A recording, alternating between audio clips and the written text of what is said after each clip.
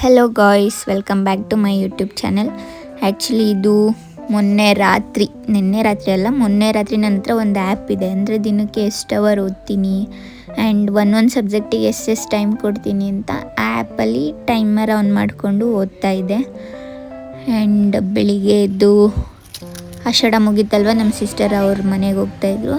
ಅವ್ರಿಗೆ ತಿಂಡಿ ಮಾಡಿಕೊಡೋಕ್ಕೆ ಹೆಲ್ಪ್ ಮಾಡ್ತಿದ್ದೆ. ನಾನೇನು ಕೆಲಸನೇ ಮಾಡಲ್ಲ, ನಿನ್ನೆ ಸ್ವಲ್ಪ ಅದೊಂದು ಹೆಲ್ಪ್ ಮಾಡಿದೆ ಅಷ್ಟೆ.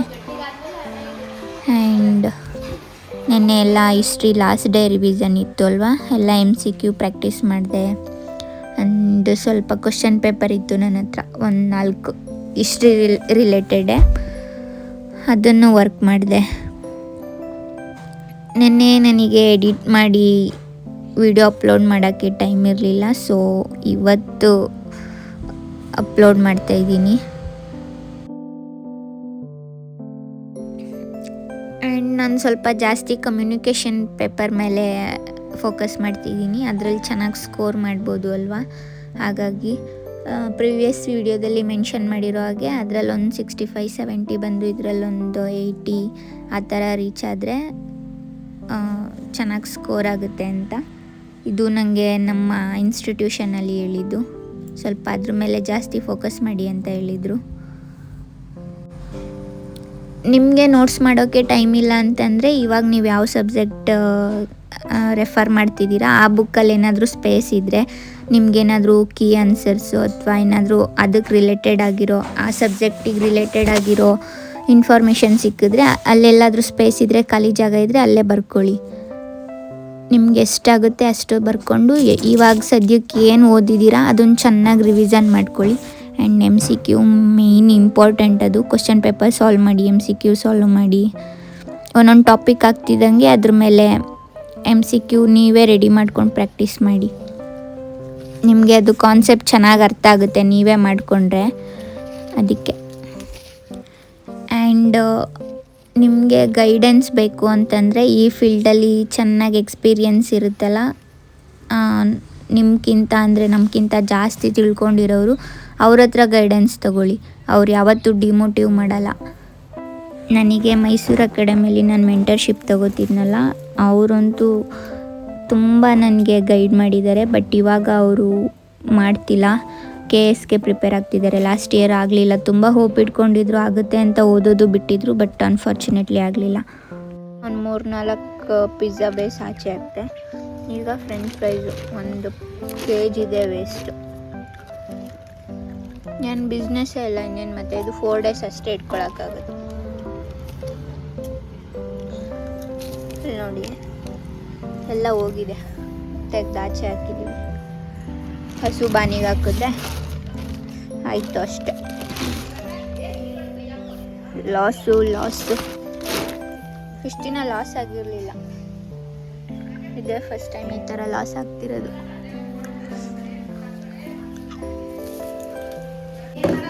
ಸಣ್ಣ ಐಬ್ರೋ ಮಾಡಿಸ್ದೆ.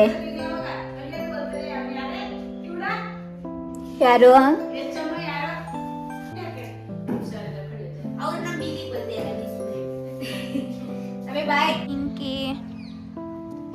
ಚಿಂಕಿ ಮತ್ತೆ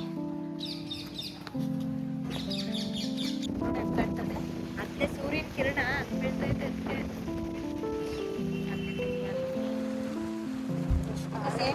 ನೀರು ಕಾಯಿ ಥರದೇ ಕಾಣಿಸ್ತಿದ್ಯಾ ಇಷ್ಟು ಥರ.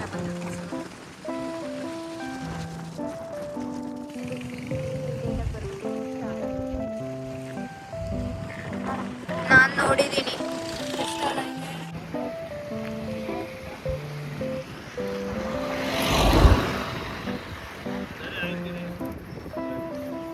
ಕಡೆ ಇದು ಕನ್ನಂಬಡಿ ಗಾಡಿ ಅಲ್ಲಿ ನಿಲ್ಸಿದ್ದೀನಿ. ಗಾಡಿ ತಗೊಂಡು ಇವಾಗ ಹಂಗೆ ಅಲ್ಲಿ KRS ಹತ್ರ ಹೋಗಿ ಫಿಶ್ ತಿನ್ಕೊಂಡು ಮನೆಗೆ ಹೊರಡ್ತೀವಿ. ನಮ್ಮ ಕಸಿನ್ಸ್ ಬಂದಿದ್ರು ಅಂತ ಬಂದಿದ್ದೆ ಅಷ್ಟೆ, ಹೊರಗೆ ಬಂದಿದ್ವಿ.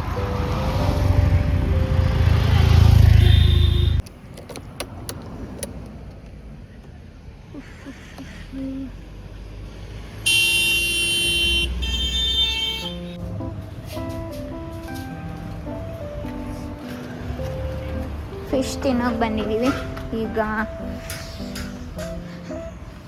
ನೋಡಿ, ಲೇಕ್ ನಿಯರ್ ಫಿಶ್ ಶಾಪ್.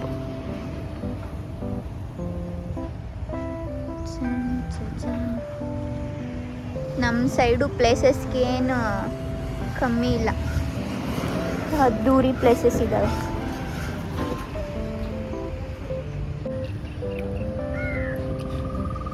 ಇದು ಯಾವ ಫಿಶ್ ಅಂತಾರೆ? ಜಿಲೇಬಿನ?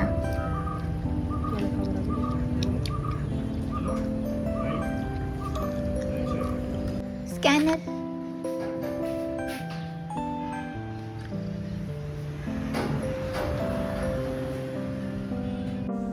ಅಲ್ಲಿಂದ ಹೊರಟ್ಮೇಲೆ ಅರ್ಧ ದಾರಿನೂ ಅಲ್ಲ, ಅಲ್ಲಿಂದ 2 ಕಿಲೋಮೀಟರ್ ಮುಂದೆ ಬಂದ ತಕ್ಷಣ ಮಳೆ ಜೋರು ಸ್ಟಾರ್ಟ್ ಆಯಿತು. ಒಂದು ಅರ್ಧ ಗಂಟೆ ಅಲ್ಲೇ ನಿಂತ್ಕೊಂಡು ಮನೆಗೆ ವಾಪಸ್ ಹೊರಟ್ವಿ. 6:30 ಆಗೋಯಿತು. ಇವಾಗ ಒಂದು ಅರ್ಧ ಗಂಟೆ ಆಯಿತು ಬಂದು. ಮಳೆ ಬಂದುಬಿಡ್ತು, ಅಲ್ಲೇ ಸ್ಟಕ್ ಆಗಿಬಿಟ್ಟಿದ್ವಿ. ಇವಾಗ ಬಂದು ಈಗ ಟೈಮ್ ಬಂದು 8, 6, 10:30, 11 ಗಂಟೆವರೆಗೂ ಓದ್ಕೋಬೇಕು. ಇವತ್ತು ಲಾಸ್ಟ್ ಡೇ ಹಿಸ್ಟ್ರಿ ರಿವಿಷನ್ ಮಾಡ್ತಿದ್ದೀನಿ. ಅಂದರೆ ಒಂದು ಸಬ್ಜೆಕ್ಟಿಗೆ 4 ದಿನ ಇಟ್ಕೊಂಡಿದ್ದೀನಿ ಅಲ್ವಾ, ಇದು 4ನೇ ದಿನ ಹಿಸ್ಟ್ರಿದು. MCQ ಪ್ರಾಕ್ಟೀಸ್ ಮಾಡಿ ಇನ್ನು ಸ್ವಲ್ಪ ಕ್ವಶನ್ ಪೇಪರ್ ಇದ್ದಾವೆ. 1 ನಿಮಿಷ. ಇದೊಂದು 2 ಬಿಡಿಸಿದ್ದೀನಿ. ಇದೊಂದು 2 ಬಿಡಿಸಿದ್ದೀನಿ. ಇದಾದಮೇಲೆ ಇಲ್ಲಿ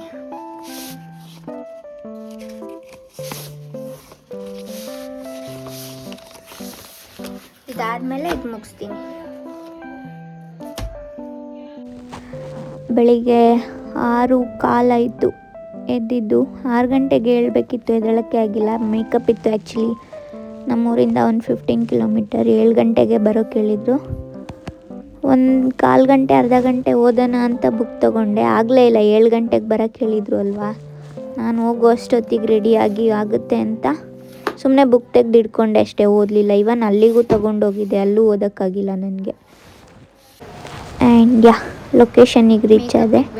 ಇನ್ನೊಂದು 10 to 15 ಮಿನಿಟ್ಸಲ್ಲಿ ನಾನು ಸ್ಯಾರಿ ಪ್ಲೀಟಿಂಗ್ ಮಾಡಿ ಇಟ್ಕೋಬೇಕಿತ್ತು. ಆ್ಯಂಡ್ ಕೆಲವರು ಹೇಳ್ತಾರೆ ಒಂದು ಮೇಲೇ ಫೋಕಸ್ ಮಾಡಿ ಹಾರ್ಡ್ ವರ್ಕ್ ಮಾಡಿದರೆ ಡೆಫಿನೆಟ್ಲಿ ಜಾಬ್ ಸಿಗುತ್ತೆ ಅಂತ. S, I accept. ಬಟ್ ಈಗ ಮನೆ ಕಡೆ ಫೈನಾನ್ಷಿಯಲಿ ಚೆನ್ನಾಗಿದ್ದರೆ ಓಕೆ, ಬರೀ ಒಂದು ಕಡೆನೇ ಫೋಕಸ್ ಮಾಡ್ಕೊಂಡು ಆರಾಮ್ಸೆ ಓದ್ಕೊಂಡಿರ್ಬೋದು. ಯಾವುದೇ ಕಡೆ ಜಾಬು ಅದು ಇದು ದುಡ್ಡು ಅಂತ ಡಿಸ್ಟ್ರ್ಯಾಕ್ಟ್ ಆಗದೆ. ಬಟ್ ಮನೇಲಿ ಕಂಡೀಷನ್ ಚೆನ್ನಾಗಿಲ್ಲ ಅಂತಂದರೆ ದುಡಿಲೇಬೇಕು. ಆ್ಯಂಡ್ ನಾನು ಎಲ್ರಿಗೂ ಸಜೆಸ್ಟ್ ಮಾಡೋದೇ ಅದು, ಆಲ್ಟರ್ನೇಟಿವ್ ಆಗಿ ಏನಾದರೂ ಇಟ್ಕೊಳ್ಳಿ. ಇವನ್ ನಮ್ಮ ಕೋಚಿಂಗ್ ಸೆಂಟರಲ್ಲೂ ಅದನ್ನೇ ಹೇಳ್ತಾಯಿದ್ರು. ನಮ್ಮ ಮೆಂಟರ್ಶಿಪ್ ತೊಗೋತಾ ಇದ್ನಲ್ಲ, ಅಲ್ಲಿ ಬ್ಯಾಚ್ ಮಾಡಿದರು, ಅವರು ಕೂಡ ಅದನ್ನೇ ಹೇಳ್ತಾಯಿದ್ರು. ಅಂದರೆ ಈ ಕಾಂಪಿಟೇಟಿವ್ ಫೀಲ್ಡಲ್ಲಿ ಸಕ್ಸಸ್ ಆಗಿರೋರ್ಕಿನ್ನ ಜಾಸ್ತಿ ಫೇಲ್ಯೂರ್ ಆದವರೇ ಜಾಸ್ತಿ. ಇವನ್ ನಮ್ಮ ಅಕ್ಕಪಕ್ಕನೂ ಇದ್ದಾರೆ. ಸಿಕ್ಕಿರೋ ಜಾಬಿಗೆ ರಿಸೈನ್ ಮಾಡಿ ಬಂದು ಲಾಸ್ಟ್ ಅಟೆಂಪ್ಟಲ್ಲೂ ಪಾಪ ಅವ್ರದ್ದು ಆಗಿಲ್ಲ. ಹಂಗಾದ್ರೆ ಏನು ಮಾಡೋದು? ಅದಕ್ಕೆ ಆಲ್ಟರ್ನೇಟಿವ್ ಆಗಿ ಏನಾದರೂ ಒಂದು ಇಟ್ಕೋಬೇಕು. ನಂದು ಮೈಂಡ್ಸೆಟ್ಟು ಆ ಥರ, ಬೇರೆಯವ್ರದ್ದು ಗೊತ್ತಿಲ್ಲ. ನಾನು ಇದೊಂದೇ ಅಲ್ಲ, ಮೇಕಪ್ಪು, ಮೆಹಂದಿ ಮತ್ತು ನನ್ನದೊಂದು ಸ್ಮಾಲ್ ಚಿಂಕಿ ಬೈಟ್ಸ್ ಅಂತ ಬಿಸ್ನೆಸ್ ಇದೆ, ಅದು 3 ಮಾಡ್ತಾಯಿದ್ದೀನಿ. ಎಲ್ಲನೂ ಬ್ಯಾಲೆನ್ಸ್ ಮಾಡ್ಕೊಂಡು ಹೋಗ್ತಾಯಿದ್ದೀನಿ. ಗೊತ್ತಿಲ್ಲ ಎಂಡ್ ಆಫ್ ದಿ ಡೇ ಏನಾಗುತ್ತೆ ಅಂತ. ಆ್ಯಂಡ್ ಇವತ್ತು ನನಗೆ ಸೀಮಂತ ಮೇಕಪ್ ಇತ್ತು. ಆ್ಯಕ್ಚುಲಿ ಇವರು ನಮ್ಮ ಕಸಿನ್ ಅವರ ಕ್ಲೋಸ್ ಫ್ರೆಂಡು, ನನಗೆ ಹೇಳಿದ್ರು, ಹೋಗಿದ್ದೆ. ಅಲ್ಲಿಂದ ಬಂದಿದ್ದು 12 ಗಂಟೆ ಆಗಿತ್ತು, 11:30, 12 ಗಂಟೆ. ಬಂದು ಊಟ ಮಾಡಿ ಎಡಿಟ್ ಎಲ್ಲ ಮಾಡಿ ಇವಾಗ ಅಪ್ಲೋಡ್ ಮಾಡಿ ಮತ್ತೆ ಈವ್ನಿಂಗ್ ಓದೋಕ್ಕೆ ಸ್ಟಾರ್ಟ್ ಮಾಡ್ತೀನಿ.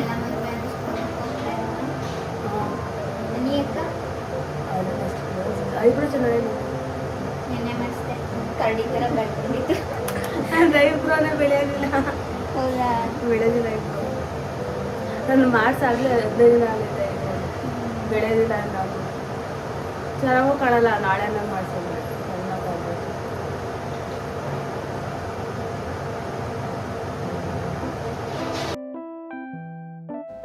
ಆ್ಯಂಡ್ ಜೊತೆಗೆ ಯಾವುದಾದ್ರೂ ಜಾಬ್ ಅಥವಾ ನಿಮ್ಮದೇ ಯಾವುದಾದ್ರೂ ಬಿಸ್ನೆಸ್ ಅದನ್ನು ನೋಡ್ಕೊಳ್ಳಿ. ಇದೊಂದನ್ನೇ ನಂಬ್ಕೊಂಡಿರಬೇಡಿ. ಅಟ್ಲೀಸ್ಟ್ ನಿಮಗೆ ಓದೋಕ್ಕೆ ಮನಸ್ಸಿಲ್ಲ ಅಂತಂದರೆ ಏನು ಓದಿದ್ದೀರಾ ಅದನ್ನು ಒಂದು ರಫ್ ಶೀಟ್ ತೊಗೊಂಡು ಬರೆಯೋಕ್ಕಾದರೂ ಕೂತ್ಕೊಳ್ಳಿ. ಆ್ಯಂಡ್ ಈ ಮೆಂಟಲ್ ಎಬಿಲಿಟಿ ಪ್ರಾಕ್ಟೀಸ್ ಮಾಡೋದು ಆ ಥರ ನಿಮ್ಮದೇ ಅದು ಓನ್ ನಂಬರ್ಸ್ ತೊಗೊಂಡು ಚೆನ್ನಾಗಿ ಪ್ರಾಕ್ಟೀಸ್ ಮಾಡಿ. ಟೈಮಂತೂ ವೇಸ್ಟ್ ಮಾಡಬೇಡಿ, ಅದರಲ್ಲೂ ಈ ಟೈಮಲ್ಲಿ. ಆ್ಯಂಡ್ ಏನಂದರೆ ಇವಾಗ ಎಕ್ಸಾಮ್ಸ್ ಇದೆ ಅಂತ ಅಷ್ಟೇ ಫೋಕಸ್ಡ್ ಆಗಿ ಓದೋದಲ್ಲ. ಎಕ್ಸಾಮ್ ಆದಮೇಲೂ ಹಿಂಗೇನೆ ಕನ್ಸಿಸ್ಟೆನ್ಸಿ ಇದ್ದರೆ ಪಕ್ಕ ಒಂದಲ್ಲ ಒಂದು ಜಾಬ್ಸ್ ನೀವು ಅಂದ್ಕೊಂಡಿರೋದಲ್ಲದೆ ಇದ್ದರೂ ಒಂದಲ್ಲ ಒಂದು ಜಾಬ್ ಸಿಕ್ಕೇ ಸಿಗುತ್ತೆ. ನನಗೆ ಮೆಂಟರ್ಶಿಪ್ ಕೊಡ್ತಿದ್ದವರು ಆ ಸರ್ KS ಎಕ್ಸಾಮ್ ಬರೆದಿದ್ರು. ಪಕ್ಕ ಸಿಕ್ಕೇ ಸಿಗುತ್ತೆ ಅಂತ ಓದೋದೆಲ್ಲ ಬಿಟ್ಟು ಪಾಪ ಎಲ್ಲ ದೇವಸ್ಥಾನಗಳಿಗೂ ಹೋಗ್ತಾಯಿದ್ರು. ಜಾಬ್ ಆಗಲಿ ಇನ್ನೇನು ರಿಸಲ್ಟ್ ಹತ್ರ ಬರ್ತಿದೆ ಅಂತ. ಆ್ಯಂಡ್ ಕೊನೆಯಲ್ಲಿ ರಿಸಲ್ಟ್ ಬಂದಮೇಲೆ ಅವ್ರಿಗೆ ಆಗಲೇ ಇಲ್ಲ. ಎಷ್ಟು ಹೋಪ್ ಇತ್ತು ಅಂದರೆ ಎಲ್ರಿಗೂ ಪಕ್ಕ 200% ಆಗೇ ಆಗುತ್ತೆ ಅಂತ. ಬಟ್ ಆಗಲೇ ಇಲ್ಲ. ಎಲ್ರಿಗೂ ಸ್ಟೂಡೆಂಟ್ಸ್ ಎಲ್ರಿಗೂ ಬೇಜಾರಾಯಿತು. ಅವರು ಬೇಜಾರು ಮಾಡಿಕೊಂಡ್ರು. ಪಾಪ ಅವ್ರು ಏನು ಬ್ಲೇಮೇ ಮಾಡಲಿಲ್ಲ. ಜಸ್ಟ್ ನಾನು ಎಲ್ಲೋ ಎಸ್ಸೆಯಲ್ಲಿ ನಾನು ಚೆನ್ನಾಗಿ ಮಾಡಿಲ್ಲ ಅನಿಸುತ್ತೆ, ನನ್ನ ತಪ್ಪೇನಿದೆ ಅದನ್ನು ನೋಡ್ಕೊಂಡು ಅದನ್ನು ಇಂಪ್ರೂವ್ ಮಾಡ್ಕೋತೀನಿ ಅಂತ ಹಿಂಗೆ ಮತ್ತೆ ರೀಸ್ಟಾರ್ಟ್ ಮಾಡಿದ್ದಾರೆ. ಅವರಿಗಾಗಲೇ ಈಗ 30 ಎಬೋ ಅನಿಸುತ್ತೆ ಏಜು, ನನಗೆ ಎಕ್ಸಾಕ್ಟಾಗಿ ಗೊತ್ತಿಲ್ಲ. ಬಟ್ ಬೆಳಗಾವಿಯವರು ಬಂದು ಬೆಂಗಳೂರಲ್ಲಿ ಒಂದು ಸುಮಾರು ವರ್ಷ ರೂಮ್ ಮಾಡ್ಕೊಂಡು ಓದಿದ್ದಾರಂತೆ. ಡೆಲ್ಲಿಯಲ್ಲಿ ಸುಮಾರು ವರ್ಷ ಇದ್ದಾರಂತೆ. ಹಿಂಗೆ ಮೈಸೂರಿಗೆ ಬಂದಿದ್ದಾರೆ. ಹಿಂಗೆ ಮತ್ತೆ ಬೆಂಗಳೂರಿಗೆ ರಿಟರ್ನ್ ಹೋಗಿ ಅಲ್ಲಿ ಓದ್ತಿದ್ದಾರೆ. ಇವಾಗ ಹೇಳ್ತಾರೆ ಏನಾದರೂ ಜೊತೆಗೆ ಜಾಬ್ ಮಾಡಿಕೊಂಡು ನಾನು ಓದಬೇಕು, ಆಗಲ್ಲ, PG ರೆಂಟ್ ಕಟ್ಟಬೇಕು, ಲೈಬ್ರರಿ ಫೀಸ್ ಕಟ್ಟಬೇಕು ಅಂತ ಹೇಳ್ತಾರೆ. ಅವ್ರು ನೋಡಿದರೆ ಆಲ್ಟರ್ನೇಟಿವ್ ಆಗಿ ಏನಾದರೂ ಒಂದು ಇಟ್ಕೊಳ್ಳೇಬೇಕು ಅಂತ ಅನಿಸುತ್ತೆ. ಪಾಪ ಈಗ 30 ಎಬೋ ಆಗಿದೆ ಏಜು. ಇಷ್ಟು ಅಂದರೆ ₹1 ಸಂಪಾದನೆ ಅನ್ನೋದಿಲ್ಲ, ಈ ಕಡೆ ಜಾಬ್ ಇಲ್ಲ, ಒಂಥರ ಅವ್ರ ಲೈಫ್ ಝೀರೋ ಥರ ಆಗಿಬಿಟ್ಟಿದೆ ಈಗ. ಆ್ಯಂಡ್ ಇದು ಫೈನಲ್ ಲುಕ್ ಆಗಿತ್ತು. ಇದು ಸೀಮಂತ ಮೇಕಪ್ಪು. ಜ್ಯುವೆಲ್ಸ್ ಎಲ್ಲ ಹಾಕ್ಕೊಂಡ್ಮೇಲೆ ಇನ್ನೂ ತುಂಬ ಚೆನ್ನಾಗಿ ಕಾಣ್ತಾಯಿದ್ರು. ನೋಡಿ, ಇದು ಫೋಟೋಶೂಟಿಗೆ ಅಂತ ಹೊರಗೆ ಬಂದಿದ್ವಿ.